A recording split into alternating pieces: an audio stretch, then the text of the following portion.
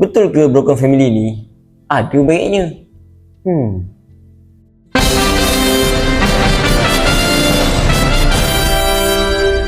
Kuali mentah. Hello guys, Assalamualaikum dan salam sejahtera, salam bangsa Johor. Selamat datang ke channel Kuali Mentah. Yang mana baru masuk, jangan lupa tekan button like, button share. Yang belum tekan loceng, kasih tekan loceng geng, supaya lepas ni kalau aku buat video, korang akan tahu. Dalam video kali ni aku akan ceritakan korang 3 kesan baik dan 3 kesan buruk bila kita ni berhidup dalam broken family.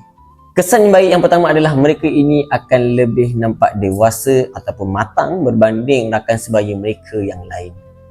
Perkara ini kita boleh lihat apabila mereka sudah dewasa, mungkin menginjak ke usia 20 dan ke atas, mereka akan lebih cenderung untuk bersabar sebelum bertindak dan berfikir sebelum bertindak. Mereka juga mungkin akan nampak lebih pandai mengawal emosi. Ini kerana pada ketika mereka kecil, mereka terdedah dengan pelbagai gangguan emosi, gangguan mental, dan apabila mereka survive sampai ke usia 20 dan ke atas, kita akan lihat perbezaan antara pemikiran anak-anak yang membesar di broken family berbanding dengan anak-anak yang membesar secara normal dengan ibu bapa kedua-duanya berada di sebelah mereka. Mereka yang broken family ni nampak lebih matang kerana mereka mampu survive dalam ujian emosi mereka pada ketika mereka masih muda. Kesan positif yang kedua adalah mereka akan lebih menghargai hubungan. Kita sedia maklum, mereka daripada kecil melihat perpecahan kedua ibu bapa mereka. Jadi apabila mereka meningkat dewasa, mereka semestinya tidak ingin perkara tersebut berulang lagi. Jadi kita dapat lihat hasil anak daripada broken family ini, antara kesan baiknya adalah mereka akan menghargai perhubungan yang mereka ada apabila mereka dewasa. Tak kiralah sama ada berkawan, bercinta ataupun dengan family member, mereka akan lebih menghargai sebab mereka tahu apa itu kesannya apabila berpisah ataupun berpecah, kena tinggal, hidup sendiri. Kesan positif yang ketiga adalah anak-anak yang hidup dalam broken family ini, mereka akan lebih berdikari. Apa yang kita lihat adalah anak-anak yang hidup dalam broken family ini, mereka akan lebih cenderung untuk mendapatkan sesuatu dengan usaha mereka sendiri dan bukan mengharapkan ibu bapa mereka. Ini kerana mereka sudah pasti daripada kecil tidak dapat hidup bersama ibu dan bapa di rumah. Jadi kalau kita lihat dalam skala yang besar, kemungkinan anak-anak yang hadir daripada broken family ini daripada kecil, mereka sudah mencari duit sendiri, bekerja. Atau kita lihat dalam skala yang kecil, mungkin mereka tidak sama dengan rakan-rakan yang lain. Mereka daripada kecil mungkin buat kerja sekolah tanpa ditemani ibu dan bapa, dan mungkin rakan-rakan yang lain buat kerja sekolah ditemani ibu dan bapa. Jadi sifat berdikari itu telah ditanam dalam diri mereka secara tidak sengaja kerana ketidakhadiran ibu dan bapa mereka secara bersama dalam pembesaran mereka. Jadi berdikari. Kita masuk ke kesan negatif apabila kita dibesarkan dalam broken family. Kesan negatif yang pertama adalah emosi anak yang tidak stabil. Apabila anak dibesarkan dalam keadaan broken family, mereka akan cenderung untuk mendapat anxiety, depresi kerana mereka tidak mempunyai support system yang kukuh semasa mereka kecil. Kita dapat lihat kebanyakan kes mental health pada ketika ini, mostly kebanyakan daripada mereka akan mengatakan bahawa mereka hadir daripada broken family. Kenapa mereka boleh depress, anxiety dan sebagainya? Kerana pada ketika kecil, ada kawan-kawan mereka mungkin ada masalah yang sama, tapi ibu bapa mereka ada di sebelah mereka untuk support. Awak boleh buat ni, awak jangan takut. Tapi untuk anak-anak yang hadir daripada broken family ini, mereka tidak ada benda tu. And even yang lebih teruk lagi, apabila mereka kesedihan, mereka ketakutan, tak ada pun ibu bapa yang hadir untuk bagi support moral dan mental untuk mereka. Jadi mental mereka memang tak stabil. Benda ini pun boleh efek sampai ke tua. Kesan negatif yang kedua adalah mereka kehilangan zaman kanak-kanak. Senang cerita adalah mereka kehilangan susuk tubuh ibu ataupun ayah mereka. Cuba bayangkan dalam keadaan satu ketika berborak dengan rakan sebaya mereka kata, "Hey, kau tahu minggu lepas aku pergi bercuti dekat bla bla bla dengan mak bapak aku." Tapi daripada sudut dia terpaksa bercerita begini. Kau nak tahu, minggu lepas aku bercuti dengan mak aku dekat sini. Kalau nak bercuti dengan bapak aku minggu depan. Tak ke dia rasa awkward kat situ bila bercerita.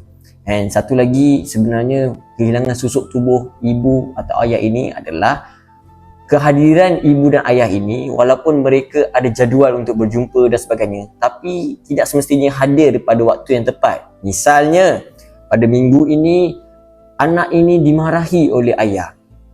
Tapi selalunya anak bila kena marah dengan ayah, dia buat apa? Mengaju kat ibu. Tapi sebabkan minggu ini dia duduk dengan ayah, dia terpaksa tahan seminggu untuk bercerita kepada ibunya pula.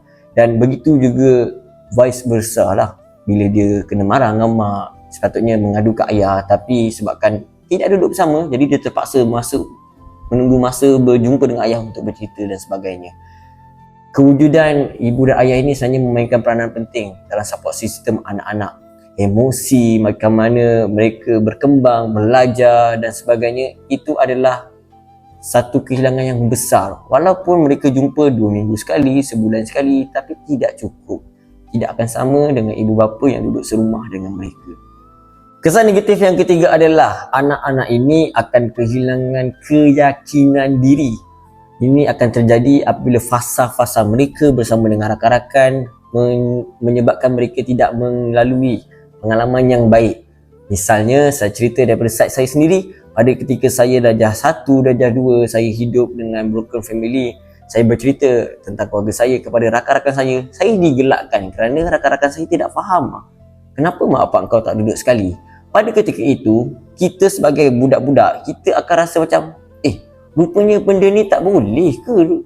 Rupanya benda ni salah ke apa yang mak bapak aku buat? Dan kita akan mula rasa malu dan kita akan mula takut nak bergaul dengan rakan-rakan.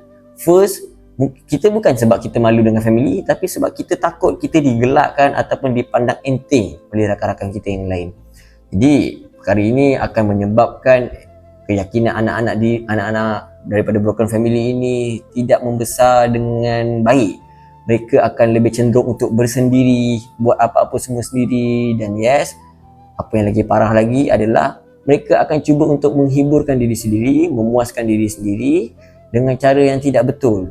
Mungkin menghisap rokok, cari dadah. Ini kerana mereka tidak mempunyai kawan yang tepat, kawan yang ada dengan mereka.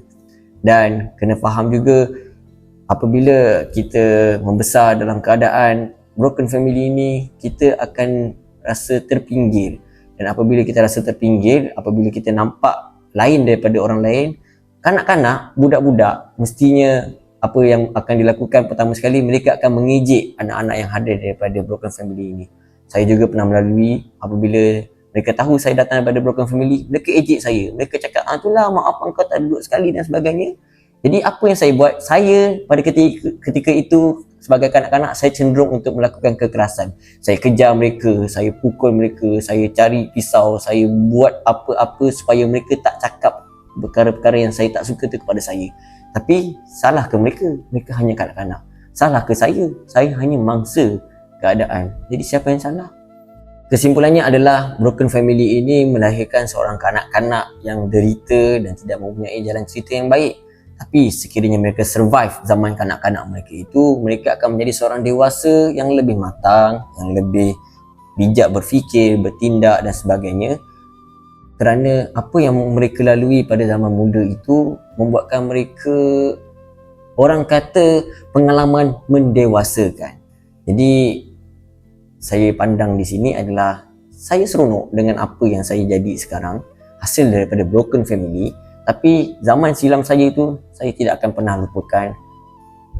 Dan saya harap dunia ini jauhlah daripada segala perpisahan dan perpecahan ibu bapa. Saya rasai, jangan biar anak anda rasa benda yang sama. Jadi korang semua, kalau korang rasa ada benda yang aku perlu improve dengan cara penyampaian aku, ataupun korang ada komen-komen, ataupun korang pernah lalui apa yang aku cerita ni, ataupun korang juga hadir daripada broken family, korang mungkin boleh tinggalkan segala apa yang korang nak tinggalkan di ruang komen. And jangan lupa like, share and subscribe. Subscribe tu wajib geng. Yang belum subscribe, tekan subscribe geng. And kalau boleh tekanlah loceng geng. Jadi itu saja daripada saya. Assalamualaikum.